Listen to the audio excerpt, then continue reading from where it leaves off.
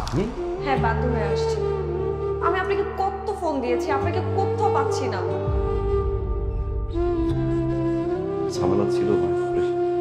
ভালো আছেন আপনি? আমি ভালো নাই। আমার সামনের উইকে আমার বিয়ে ঠিক হয়ে গেছে। আপনি প্লিজ আমার এই বিয়েটা ভেঙে দেন। প্লিজ প্লিজ যেভাবে হোক আমার এই বিয়েটা ভেঙে দেন।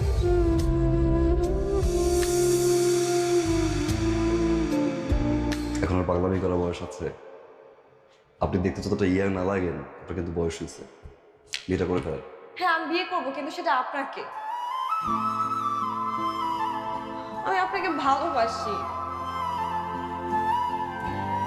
আমি সেটা বলতে পারিনি কখনো, কিন্তু আমার মনে হয়েছে এখন এটা বলা উচিত।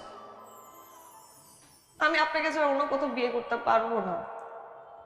আপনি যেভাবে হোক এই বিয়েটা ভেঙে দেন না প্লিজ। আপনি যেভাবে হোক এই বিয়েটা ভাঙেন।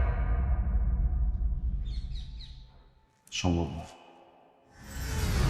সম্ভব না মানে? আমি জানি আপনি আমাকে ভালোবাসেন। ভালোবাসা হচ্ছে এক ধরনের ফ্যান্টাসি,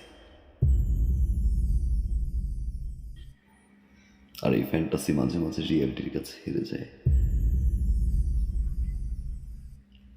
আমার রিয়েলিটি হচ্ছে আমার মা,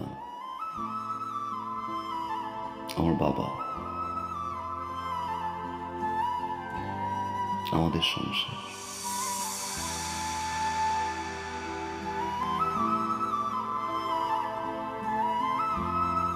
ধরে নিন আমার ফ্যান্টাসিও আমার রিয়েলিটির কাছে হেরে গেল। আমি আসলে এই মুহূর্তে বাবা, মা, সংসার এর বাইরে কিছু ভাবতে যাচ্ছি না।